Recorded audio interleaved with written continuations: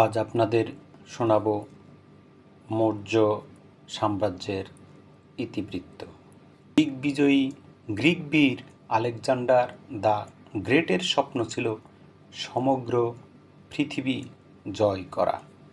ধনসম্পদে সমৃদ্ধ ও আয়তনে বিশাল প্রাচীন ভারতবর্ষও ছিল তার লক্ষ্য। কিন্তু ভারত ত্যাগের পর সেই রাজনৈতিক শূন্যতার সুযোগ নেন চন্দ্রগুপ্ত মৌর্য। চাণক্যের কূটনৈতিক বুদ্ধিতে তিনি নন্দরাজ বংশকে পরাজিত করে খ্রিস্টপূর্ব 322 অব্দে মৌর্য সাম্রাজ্যের ভিত্তি স্থাপন করেন।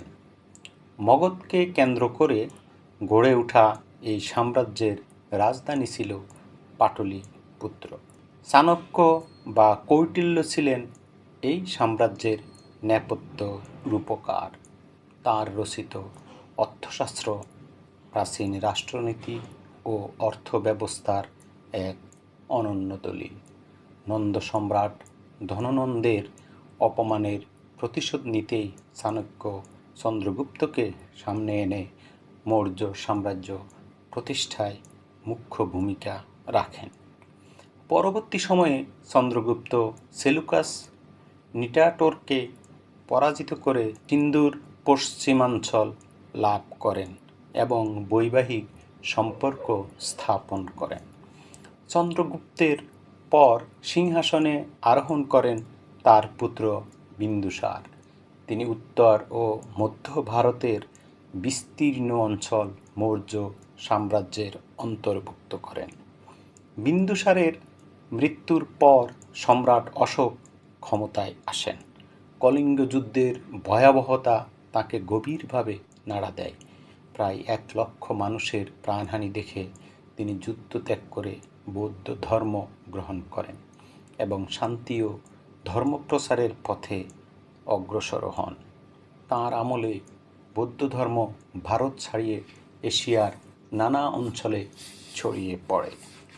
মৌর্য শাসন ব্যবস্থা ছিল অত্যন্ত সুসংগঠিত। কৃষি, বাণিজ্য, কর আদায়, মুদ্রা ব্যবস্থা ও সড়ক যোগাযোগ রাষ্ট্রের নিয়ন্ত্রণে ছিল। শক্তিশালী সেনাবাহিনী ও গুপ্তচর ব্যবস্থাও সাম্রাজ্যের বড় শক্তি ছিল। অশোকের মৃত্যুর পর দুর্বল শাসকের কারণে সাম্রাজ্য ধীরে ধীরে ভেঙে পড়ে।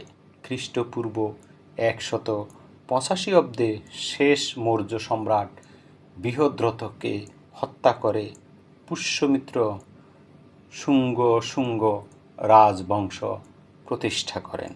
এভাবে প্রায় 1.5 শতাব্দীর গৌরবময় মৌর্য সাম্রাজ্যের অবসান ঘটে। আজ এ পর্যন্তই।